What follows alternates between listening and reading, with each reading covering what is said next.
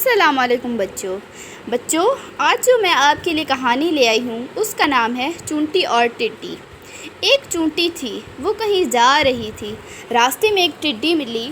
ٹڈی کہنے لگی، چونٹی بہن رک جاؤ۔ چونٹی رک گئی، پوچھنے لگی، کیا بات ہے؟ ٹڈی نے کہا، میٹھی میٹھی ہوا چل رہی ہے، آؤ باغ میں کھیلیں۔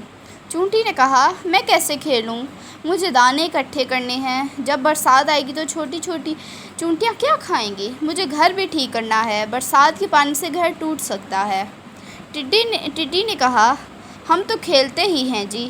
ایک دن بادل آ گئے، بارش ہونے لگی۔ ٹڈی بھیگتی ہوئی آئی، چونٹی کا دروازہ کھٹکھٹایا اور کہنے لگی، چونٹی بہن مجھے بھی اپنے گھر میں تھوڑی سی جگہ دے دو، میں بری طرح بھیگ گئی ہوں۔ جب تک بارش رہے گی اس وقت تک یہاں رہوں گی، پھر چلی جاؤں گی۔ چونٹی بولی، بہن ٹڈی، تم نے سارا سال کام نہیں کیا، تم نے اپنا گھر نہیں بنایا، مشکل وقت کے لیے کچھ اناج بھی جمع کر کے نہیں رکھا، جاؤ میں تمہاری مدد نہیں کر سکتی۔ جو سستی کرے اس کی سزا یہی ہے۔ ٹڈی گڑگڑائی، چونٹی بہن اس بار معاف کر دو، آگے سے محنت کیا کروں گی۔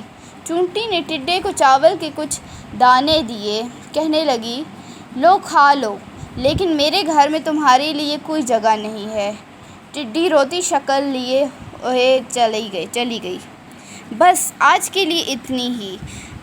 اگر آپ میرے چینل پہ نئے ہیں تو پلیز لائک، شیئر اور سبسکرائب کرتے ہیں۔